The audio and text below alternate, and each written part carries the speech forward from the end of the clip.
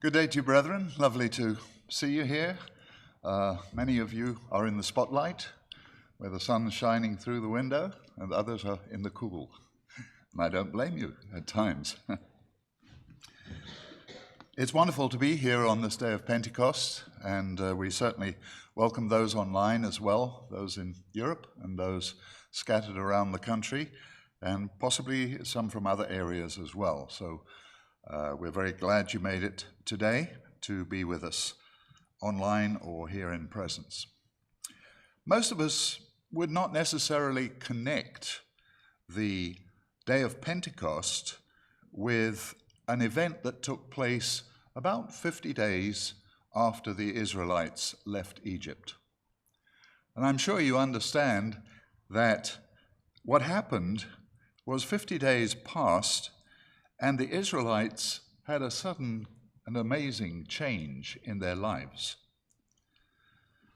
Today, I'd like to take you on a journey through the life of Moses, who actually, before God involved him, lost his confidence as a leader and became unsure of himself, reluctant and even resistant to God's calling, much as some of us may have done when God began working with us. The title of my sermon is Send Someone Else, all the way to Show Me Your Glory.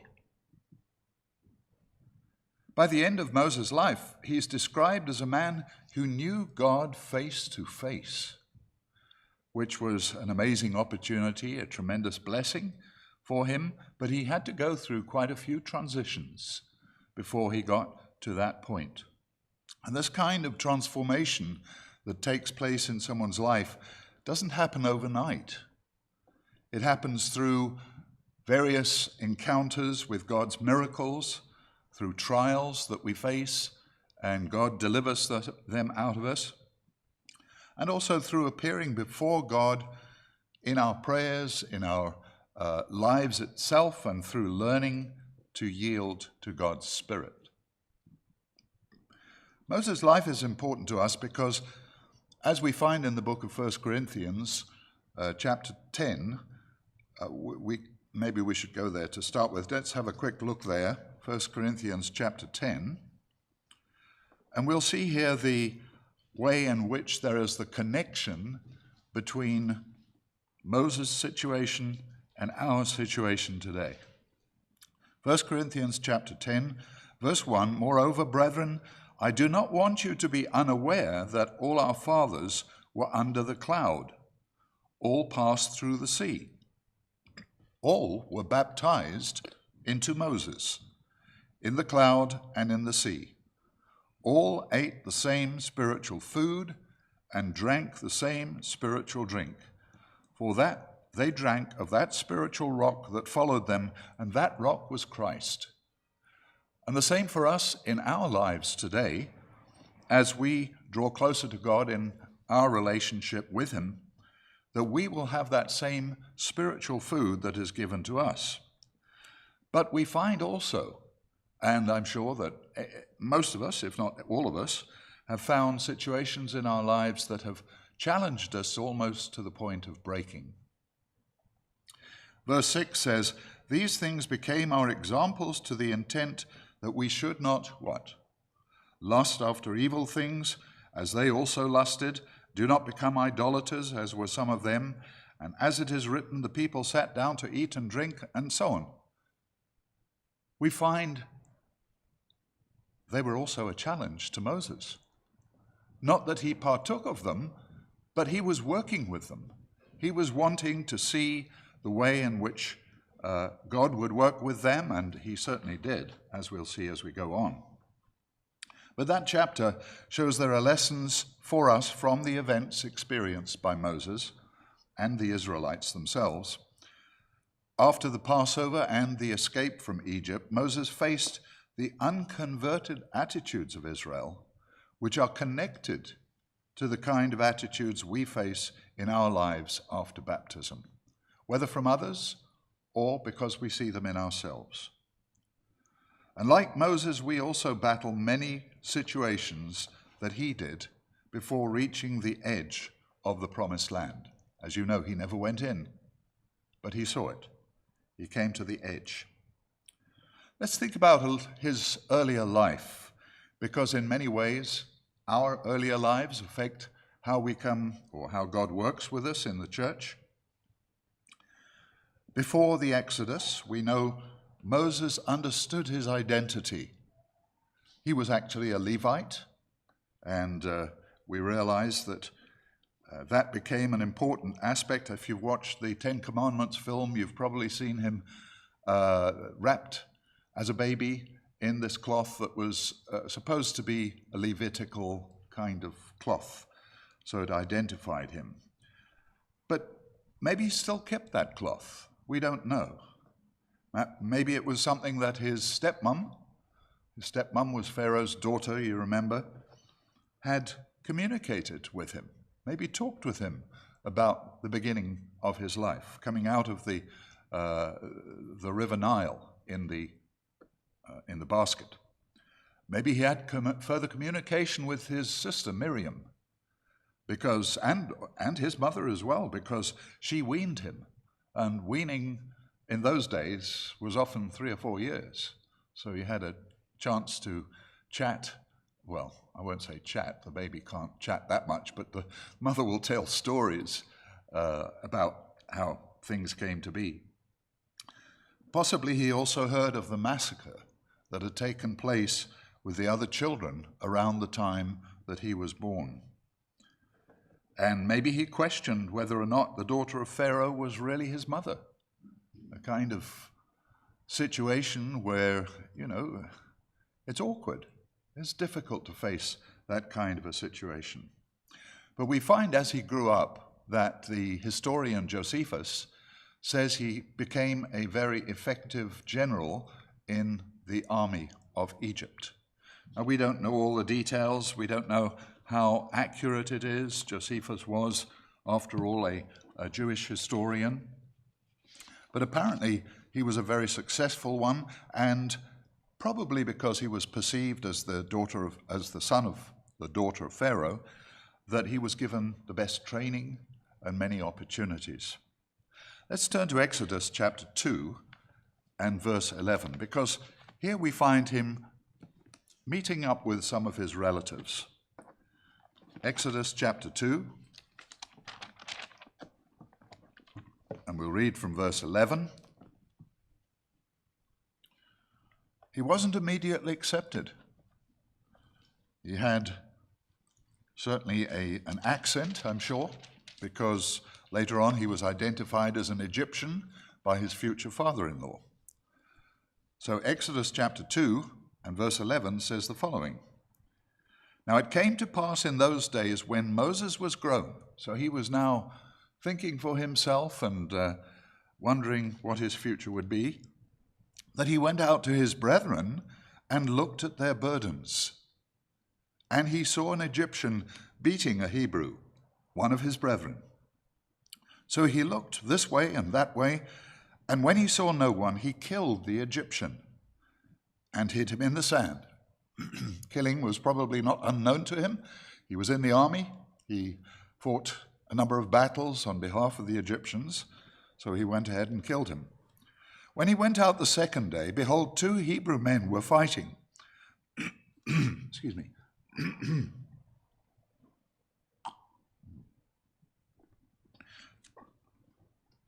2 Hebrew men were fighting, and he said to the one who did the wrong, "Why are you striking your companion?" Notice the reaction. Then he said, "Who made you a prince and a judge over us?" What was his answer? "Do you intend to kill me as you killed the Egyptian?" So he knew the truth was out. So Moses feared and said, "Surely this thing is known." When Pharaoh heard of this matter, he sought to kill Moses.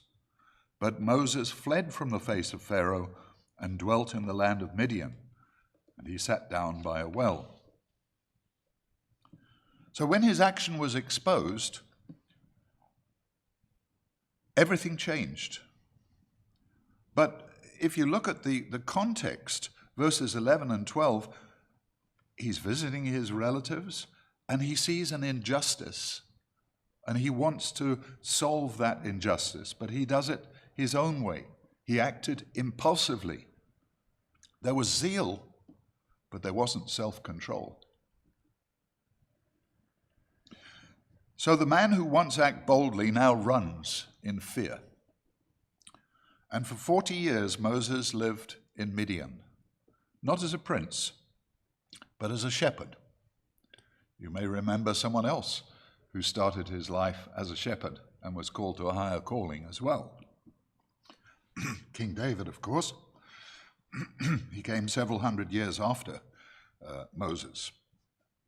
But Moses learnt much about humility and probably observed many things about the creation and possibly even questioned his belief in a God. No one knows whether or not he understood who God was at that stage. But he was in the wilderness tending sheep and bringing up a family. By that time, remember, he had 2 sons. Maybe some daughters too, but we're not told everything in these family descriptions. But the confidence he once had is gone. And what replaces it is not yet faith.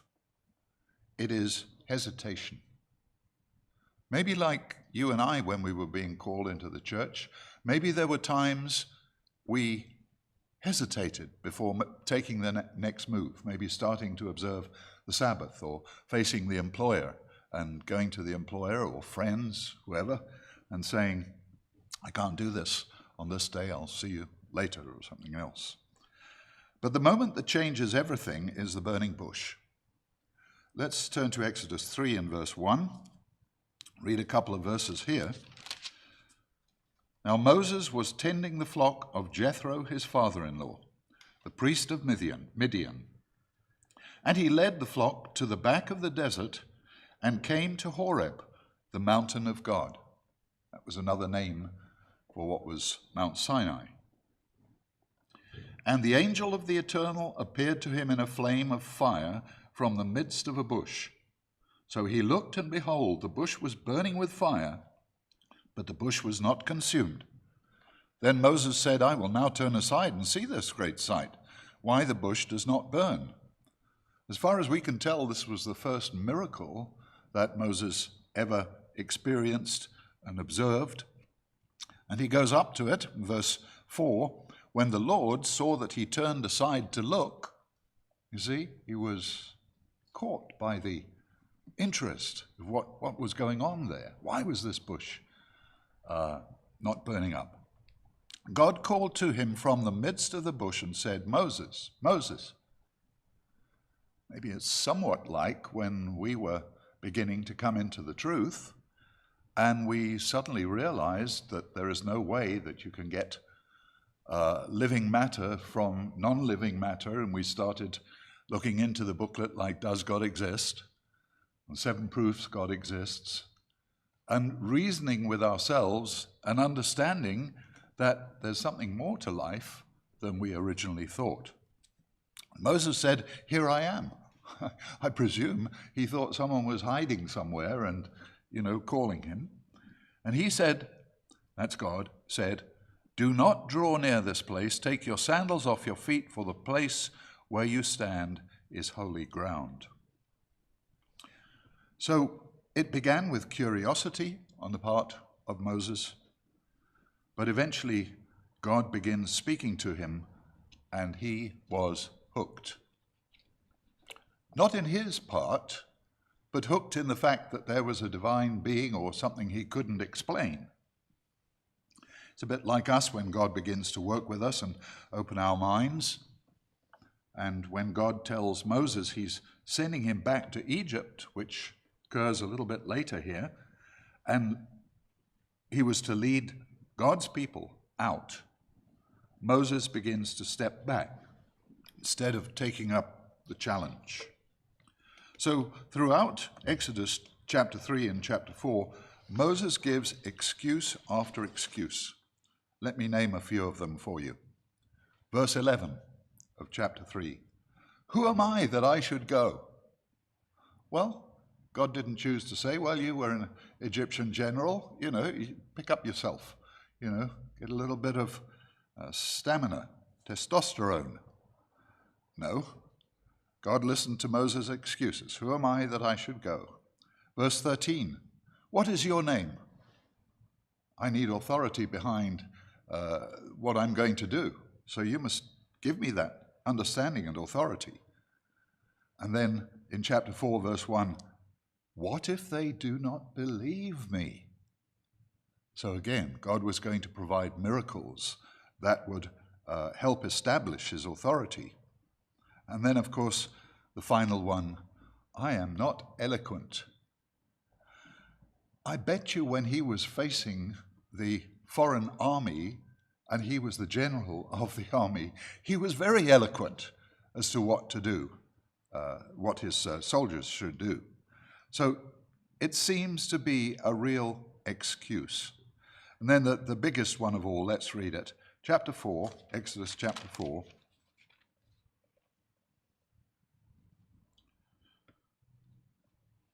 Let's read from verse 11. So the Eternal said to him, who has made man's mouth? Okay.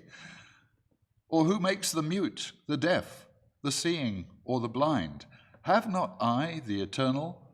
Now therefore go, and I will be with your mouth and teach you what you shall say. So God says he's going to help him. But verse 13, listen to Moses' reply. But he said, oh, my Lord, please send by the hand of whoever you else may send. In other words, don't send me. Find someone else. But then he said, oh, my Lord, please send by the hand of whomsoever else you may send. So the anger of the Eternal was kindled against Moses. And he said, is not Aaron the Levite your brother? I know that he can speak well. And look, he's coming out to meet you. This was something Moses didn't realize, but God knew exactly what was happening to Aaron as well. God did not reject Moses. Just like when we are a little bit slow in the uptake, maybe of approaching the ministry for counseling, for baptism or something else, God didn't say, okay, that's it, you rejected me, off you go, I'll choose someone else. This is not a man full of faith, is it? This man is focused on himself, his limitations, his fears, and his doubts. Notice in verse 7, let's read from verse 7 here, Exodus 4. And he said, put your hand in your bosom again. So he put his hand in his bosom again and drew it out of his bosom. And behold, it was restored like his other flesh. Then it will be, if they do not believe you, nor heed the message of the first sign, that they may believe the message of the latter sign. And it shall be, if they do not believe even these two signs, or listen to your voice, that you shall take water from the river and pour it on dry land, and the water which you take from the river will become blood on the dry land. Then Moses said to the Eternal, O my Lord, I am not eloquent. There were at least 3 or 4 miracles mentioned there. Do you even need to say too much? When these miracles take place, it sets God's authority on it. Now, I think there's a section here in chapter 3, verse 10, which actually helps Moses to have the vision of what God is going to do. Chapter 3 and verse 7, the Eternal said, I have surely seen the oppression of my people, just as Moses did, just as he understood that they needed help, who are in Egypt, and have heard their cry because of their taskmasters, for I know their sorrows. See, God is compassionate too. He wanted to deliver them, and it was part of his plan for Israel, for the descendants of Abraham. Verse 8, so I have come down to deliver them out of the hand of the Egyptians and to bring them up from that land to a good and large land, to a land flowing with milk and honey, to the place of the Canaanites and the Hittites and the Amorites, the Perizzites and the Hivites and the Jebusites. Now therefore, behold, the cry of the children of Israel has come up to me. And God then chooses Moses as his agent to get this done. And I've also seen the oppression with which the Egyptians oppress them. Come now, therefore, and I will send you to Pharaoh, that you may bring my people, the children of Israel, out of Egypt.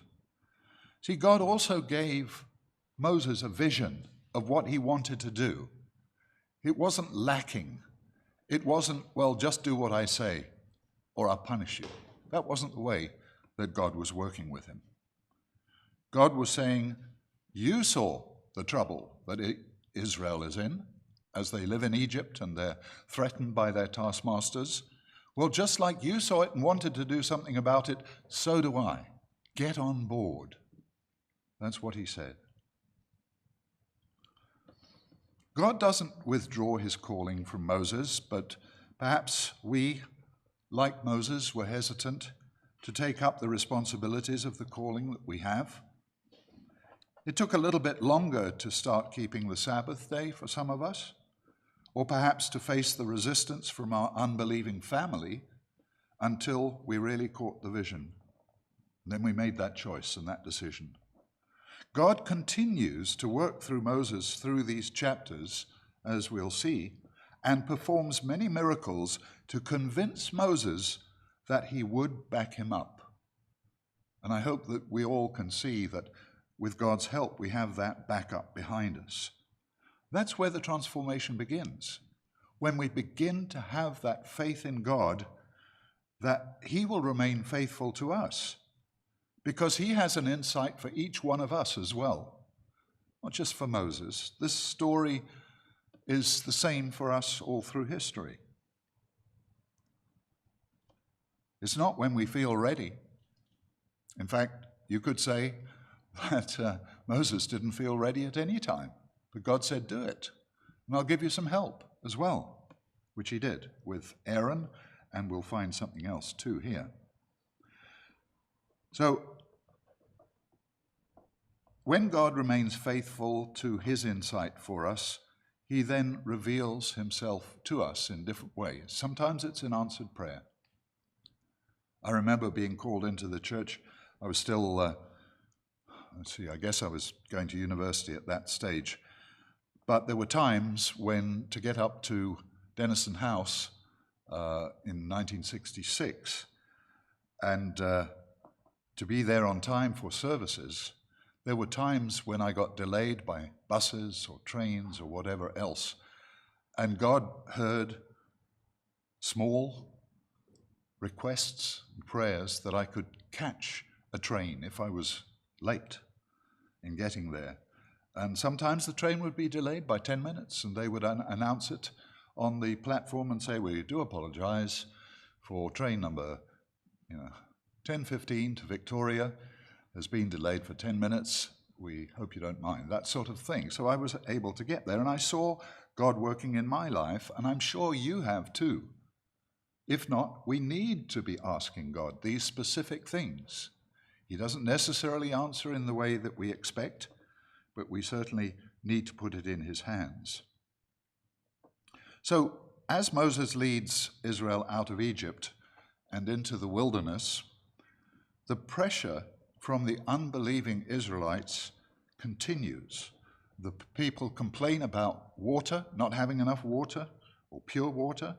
They complain about food, so God provides them what he calls angels' food, and of course quails as well. And they complain about the leadership as well. And of course Moses felt that, but I'm sure Moses' leadership even by that stage was a lot better than the tough talking of the Egyptians. Eventually, Moses reaches breaking point. Turn with me to Numbers chapter 11. And maybe you, at times, whether it be through the initial calling or even perhaps the disappointments with some of the things that occur when church groups have changed or split up. So Numbers, I've got it marked here there, Numbers chapter 11, reading from verse 14. Numbers 11, verse 14. I think I'll go back a little bit because it gives you a flavor of what the sort of things Moses had to hear. Moses says to God, "Did I conceive all these people? Is it really my responsibility for them? Did I beget them that you should say to me, carry them in your bosom, like a baby caring for them? As a guardian carries a nursing child to the land which you swore to their fathers," which you swore. He's almost pointing to God, saying, this isn't my problem, it's yours. "Where am I to get meat to give to all these people? For they weep all over me, saying, give us meat that we may eat. I am not able to bear all these people alone, because the burden is too heavy for me." Do you sometimes feel like that in your own life? Verse 15, "If you treat me like this, please kill me here and now." That's the ultimate cop-out, you could say. "If I have found favor in your sight, and do not let me see wretchedness." But notice what happens. Verse 16, "So the Eternal said to Moses, gather to me 70 men of the elders of Israel, whom you know to be the elders of the people and officers over them. Bring them to the tabernacle of meeting, that they may stand there with you. Then I will come down and talk with you there. I will take of the Spirit that's upon you and will put the same upon them.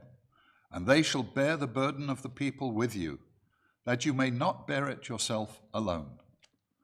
Then you shall say to the people, consecrate yourselves for tomorrow, and you shall eat meat, for you have wept in the hearing of the Eternal." And then he explains that he's going to bring the quails for the Israelites.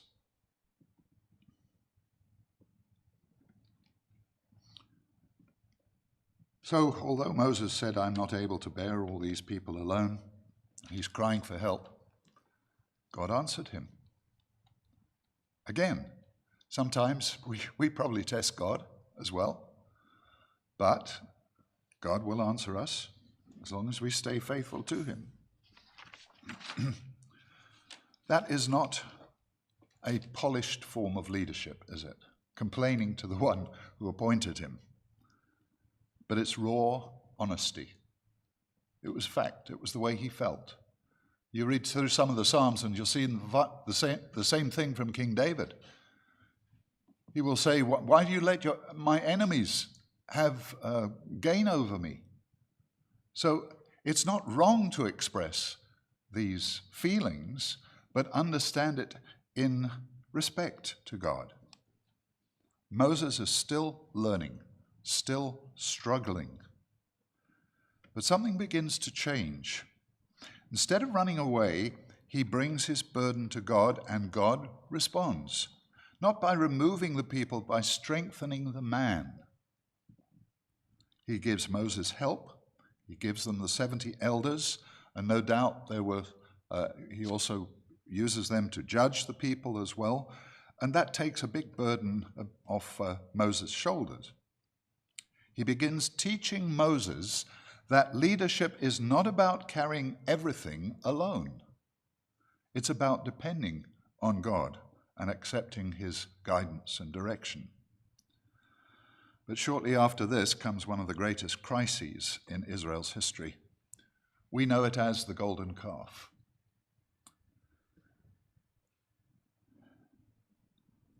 While Moses is on the mountain, probably staying longer than he expected, or the Israelites expected, the people turned to idolatry, and a lot more than just idolatry. At this point, Moses could have walked away, God even offers to start over with him, start a new nation, and just get rid of the ones that are there. But Moses does something remarkable. Let's turn to Exodus chapter 32. Exodus chapter 32.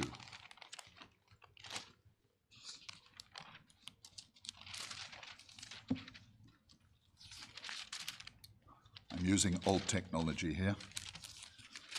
Let's see. Somewhere is Exodus 32.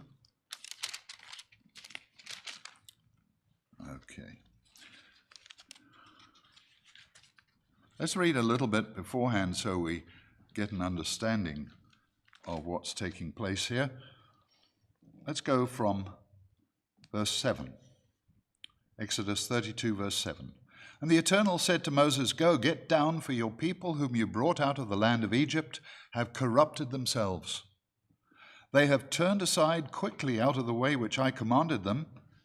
They have made themselves a molded calf and worshipped it and sacrificed to it and said, This is your God, O Israel, that brought you up out of the land of Egypt. What an insult to the true God. And the Eternal said to Moses, I have seen this people. Indeed, it's a stiff-necked people. Now, therefore, let me alone, and that my wrath may burn hot against them, and I may consume them.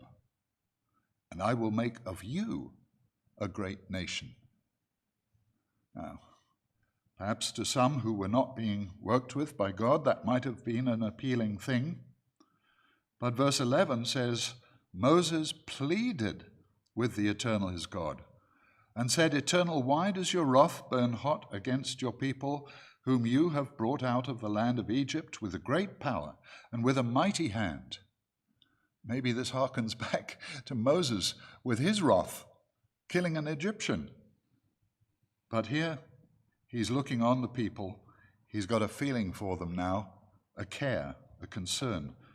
Why should the Egyptians speak and say, He brought them out to harm them, to kill them in the mountains, to consume them from the face of the earth? Turn from your fierce wrath and relent from this harm to your people. Remember Abraham, Isaac, and Israel, your servants, to whom you swore by your own self, and said to them, I will multiply your descendants as the stars of heaven, and all this land that I have spoken of I give to your descendants, and they shall inherit it forever. That's what God had promised to Abraham, Isaac, and Jacob. So the Eternal relented from the harm which he said he would do to his people. Maybe that was just another test that God had, but God interceded. Moses interceded, and God changed his mind. Now, earlier, Moses didn't want the responsibility. Now he identifies with the people and God's plan for them. He stands between God and Israel in a protective way. He begins to reflect God's own heart, his own mercy. And we come to another important scripture that we should note in Exodus chapter 33, because this is one of the times when I think you could say it must have been a life-changing experience, far more than the miracles that he'd seen earlier on. Exodus chapter 33. Let's go from verse 8. So it was, whenever Moses went out to the tabernacle, that all the people rose, and each man stood at his tent door, and watched Moses until he had gone into the tabernacle. Verse 9, and it came to pass when Moses entered the tabernacle, that the pillar of cloud descended and stood at the door of the tabernacle. And the Eternal talked with Moses. All the people saw the pillar of cloud standing at the tabernacle door, and all the people rose and worshipped, each man in his tent door. So the Eternal spoke to Moses face to face. Now, I don't think any of us can expect to have that happen this side of the kingdom, when Christ resurrects the first fruits. But nevertheless, it shows you what a major change it made to Moses, seeing God face to face. We don't know how much he saw when he went up into the mountain on the day of Pentecost and received the law. It's not explained so much, but here it is. Saw Moses face to face as a man speaks to his friend. And he would return to the camp. But his servant Joshua, the son of Nun, a young man, did not depart from the tabernacle. In our own lives, we may not see God face to face in terms of the visage, the shining glory that he's in, but certainly we learn to have a relationship with God and with Jesus Christ that is similar in many ways because we can speak to him person to person. And God gives that opportunity and blessing. And Jesus Christ, of course, taught us how to approach the Father in Matthew chapter 6.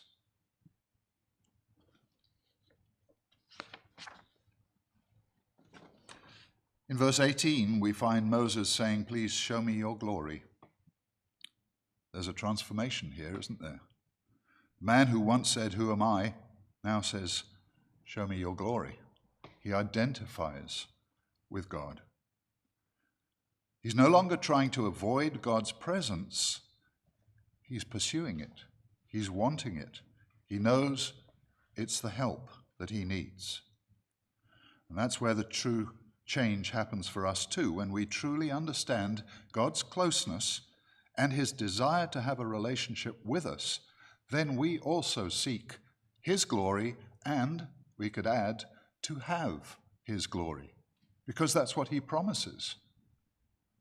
I think it's 1 John chapter 3, verse 1, that when he returns, we will see him like he is, and he'll be coming in glory. As the years go on, Moses faces more opposition, rebellions, complaints, challenges to his authority. But his response is different now. It's not with the kind of feeling threatened. Notice in Numbers chapter 16, let's go back there. Numbers chapter 16. This is during Korah's rebellion. Numbers chapter 16.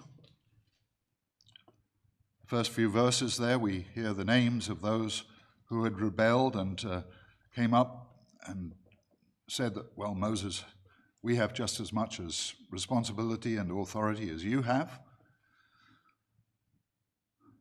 Let's go from verse 3. They gathered together against Moses and Aaron and said to them, "You take too much on yourselves. For all the congregation is holy, every one of them, and the Eternal is among them. Why then do you exalt yourselves above the assembly of the Lord?" Sounds a bit like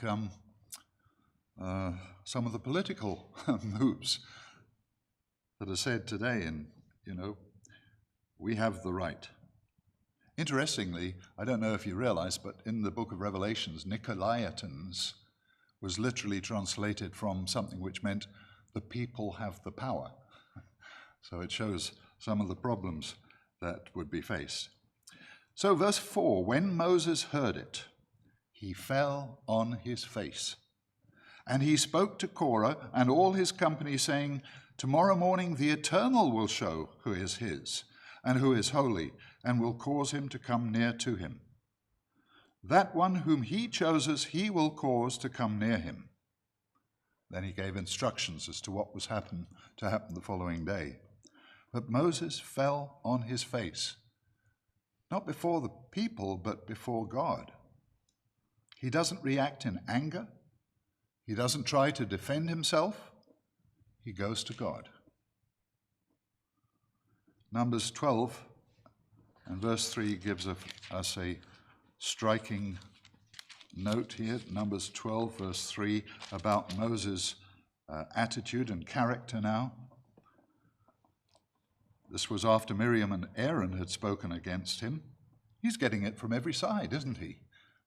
So verse 3 says here, "Now the man Moses was very humble, more than all the men who were on the face of the earth." You might say at that time, because obviously Jesus Christ came later, and he had certainly every aspect of character. But Moses was very humble and more than all men who were on the face. And he shows his humility by this kind of action, trusting in God to take care of things. It's the same man who once acted impulsively. Same man who once resisted God's calling. And now he's described as the most humble man on earth.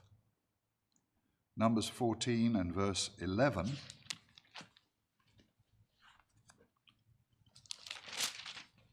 Numbers 14, reading from verse 11. Then the Eternal said to Moses, "How long will these people reject me, and how long will they not believe me with all the signs which I have performed among them? I will strike them with the pestilence and disinherit them, and will make of you a nation greater and mightier than they." Moses said to the Lord, "Then the Egyptians will hear it, for your might. You brought these people up from among them, and they will tell it to the inhabitants of this land. They have heard that you, Lord, are among these people, that you, Lord, are seen face to face, and your cloud stands above them, and you go before them in a pillar of cloud by day and in a pillar of fire by night. Now if you kill them, these people, as one man, then the nations which have heard of your fame will speak, saying, because the Eternal was not able to bring this people to the land which he swore to give them, therefore he killed them in the wilderness." He reasons with God. There's nothing wrong with each of us reasoning with God in our prayers, as long as we accept the result that God brings. We see really in Moses' life the fruit of God's Spirit working. We don't really have any understanding as to how God gave his Spirit in the Old Testament, but we certainly see, for example, in King David, he said, "Take not your Holy Spirit from me." So whatever it was, whatever relationship it was, but God gave them not only that closeness, but it appears that his Spirit was in them at that time too. Don't ask from me an explanation. Of course, you can ask Mr. Carter. But I have no idea how God did that. But the converted leader that Moses had become was vitally important to the future of the children of Israel. However, later in the land, just before they arrived at the time to go over the Jordan into the promised land, in Numbers chapter 20, when the people complain again, Moses becomes angry and he strikes the rock instead of following God's instruction as God commanded. Because of that moment, because of that instance of falling back in his attitude, his character, his anger, he is told he will not enter the promised land.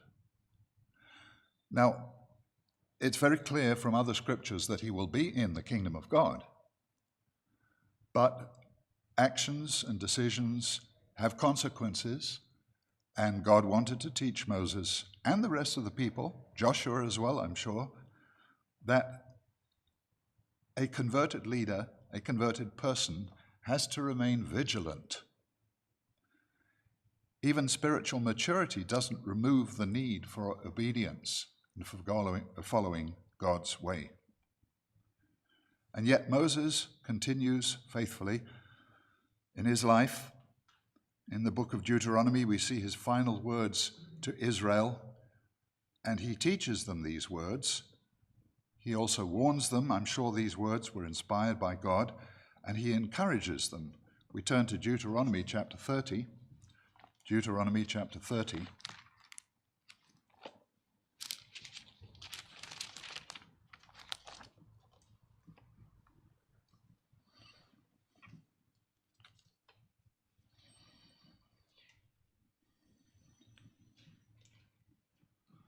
Let's go from verse 15.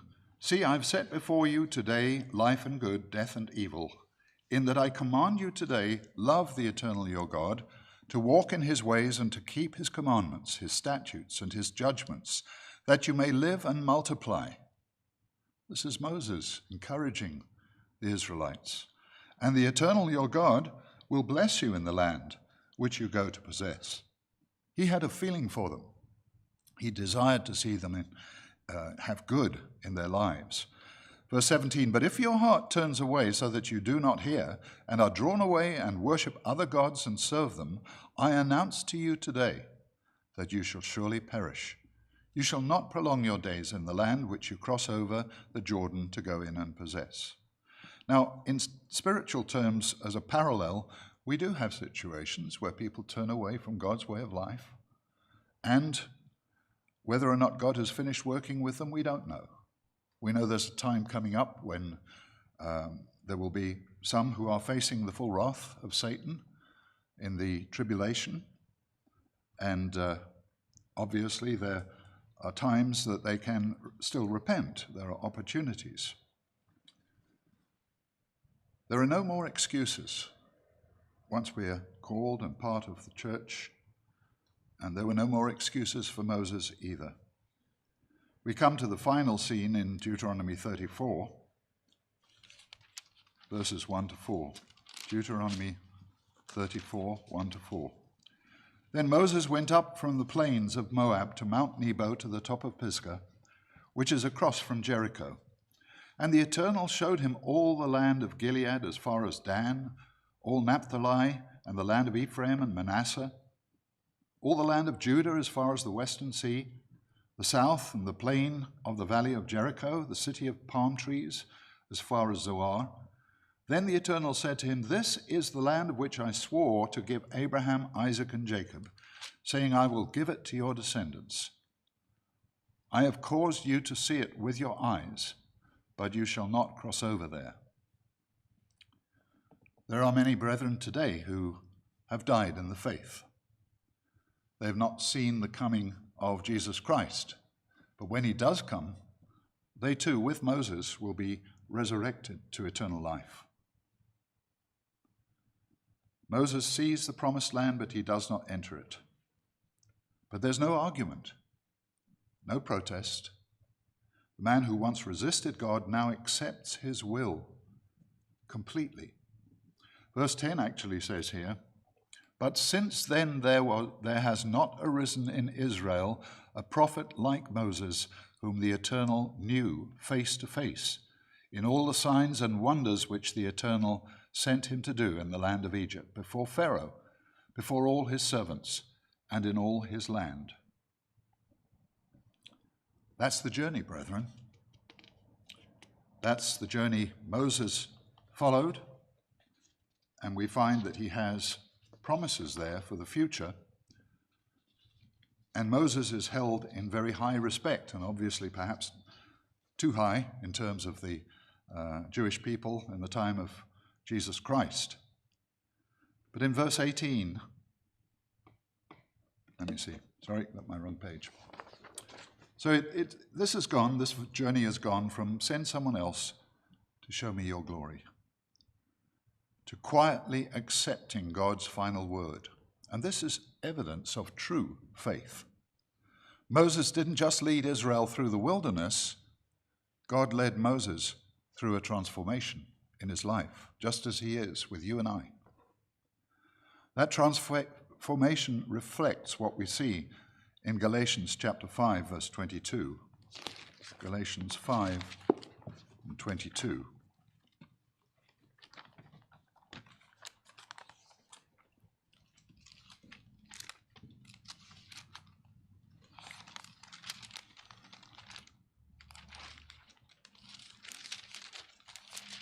Someone shuffled the pages in my Bible. Galatians 5. But the fruit of the Spirit is love. Moses loved those people by the end. He was willing to give his life for them.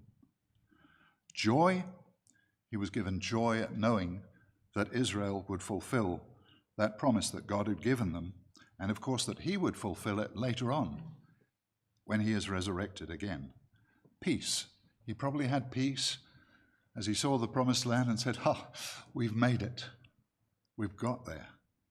Long suffering, there was a lot of long suffering in his life towards the Israelites themselves, and maybe towards himself too, because sometimes we challenge ourselves, sometimes we doubt ourselves as to whether or not we're living the way that God wants. Well, hopefully it's obviously keeping the commandments and so on, but there are still doubts at times. Kindness, goodness, faithfulness, gentleness, self-control. These fruits of the Spirit are what Moses learnt to have, certainly by the end of his life. But that fruit of the Spirit is not produced in comfort. And this is one of the hardest things to learn for all of us. It's produced in the calling that God has given us, the struggle that we have against aspects of our lives.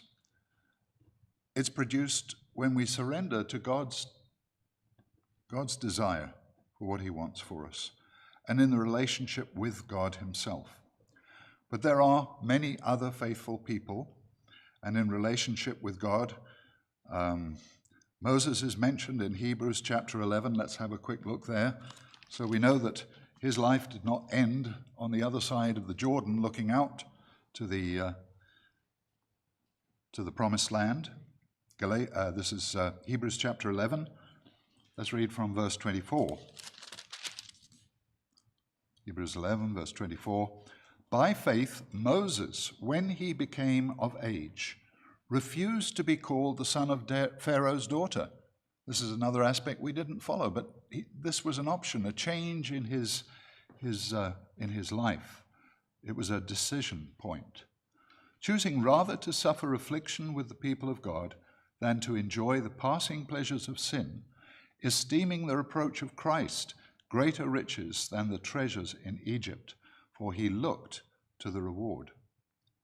What an incredible example for us.